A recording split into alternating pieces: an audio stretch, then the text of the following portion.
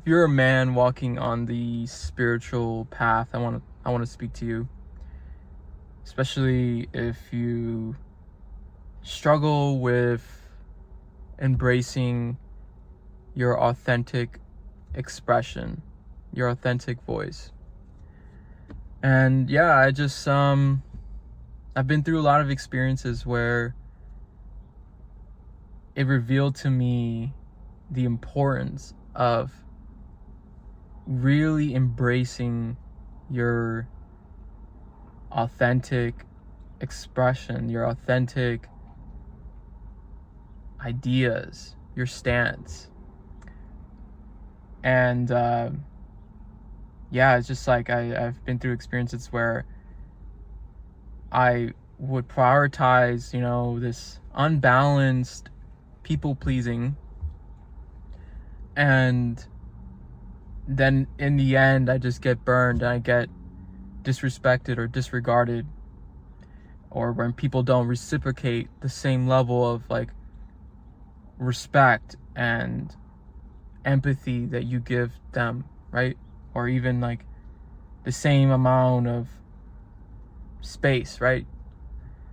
And sometimes like in those examples, or in relationships, we try to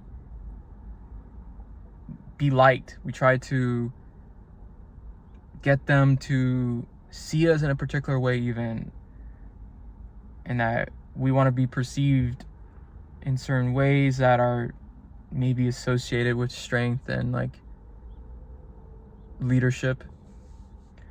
And it's funny, like how like counterintuitive then some of the things that we do in that process. And so sometimes we think to be liked is to never rock the boat, or to like hold back some of the things that we're saying, or that some of these things that we believe in or that we see, because we want to be viewed as somebody who agrees with people, right? So like, let me break that down to like explain it better. It's like, let's say you have a friend or somebody who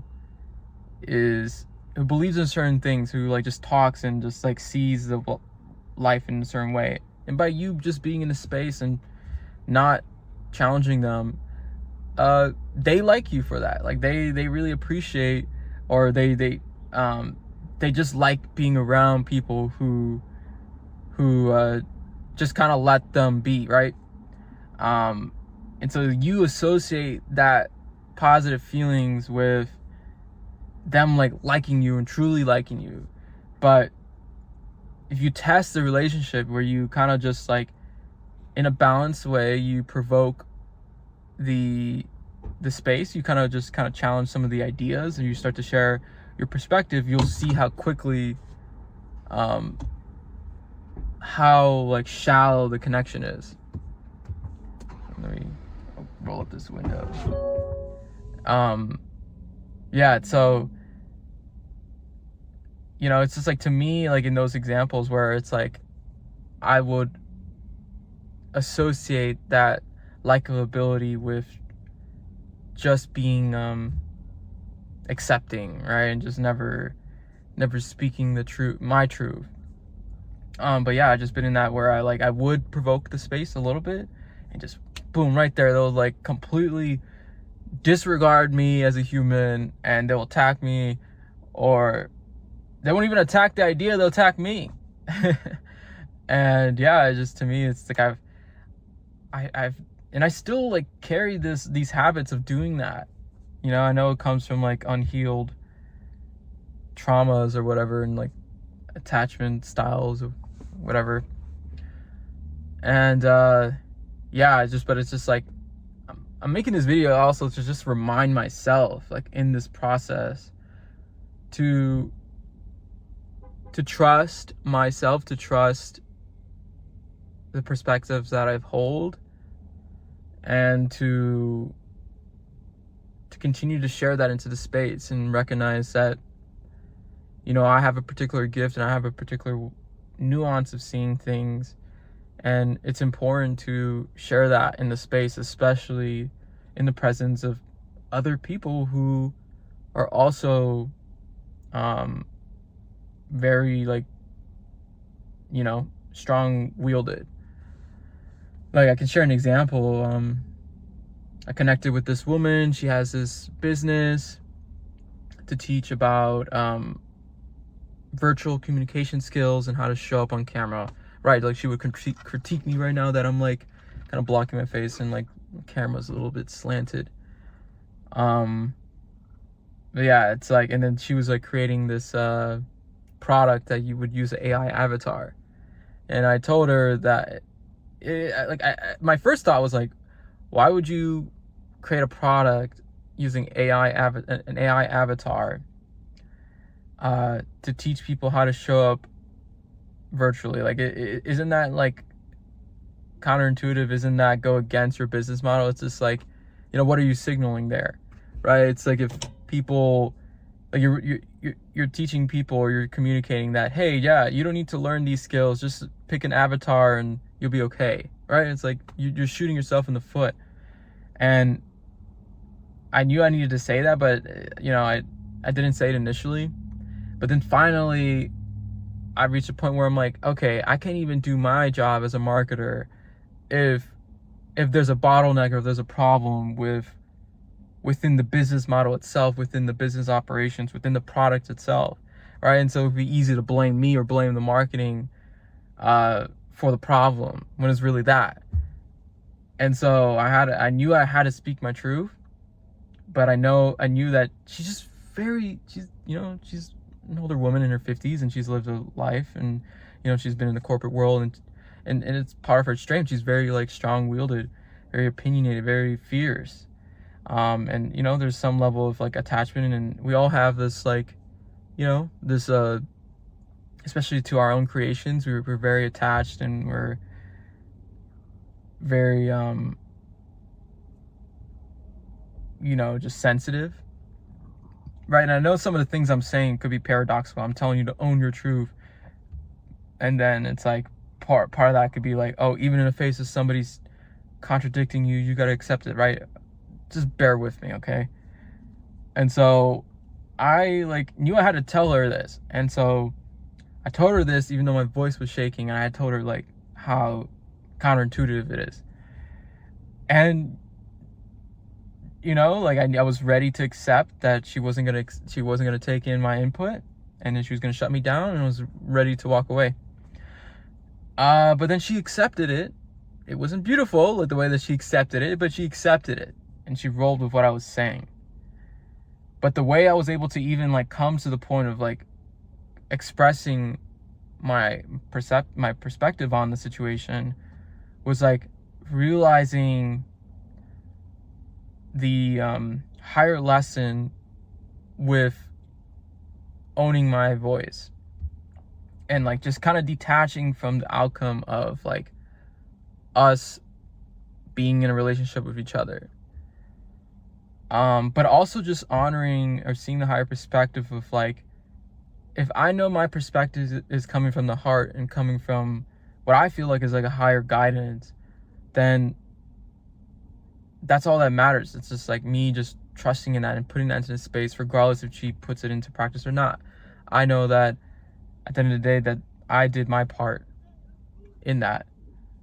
And so yeah, like and she accepted it, because yeah, I mean, I was really coming from that place. And obviously, like I just mentioned before, there's a paradox, or there's some like contradicting perspectives in this, that simultaneously, as you like own your voice, you have to be open to accepting other input, and accepting other perspectives about how to do things, and understanding. And that's the kicker of like accepting yourself and accepting your perspective, is like recognizing that it isn't fully complete, right? And so if you struggle with just expressing yourself, just accepting the fact that like nothing's 100% revive, and nothing's 100% like in like full correctness or whatever, just something that's like 100% right, just like detaching from that experience, detaching from that idea that it needs to be 100% right before you put it into the space. Just letting go and realizing that there's other things than just like it being right or wrong, or things being just in alignment to what they need or what you want. Just like kind of like realizing there's a higher order or higher reason to those words or those ideas being expressed into the space. Hope that makes sense. And yeah, it's just like, just like there's this like nuance of accepting yourself, accepting your voice, and taking an input. But the main point I want to say is, like, if you're struggling with that, how you could arrive to being able to express yourself is like I said, detaching from the need to be right or the need to have it all sorted out, connecting to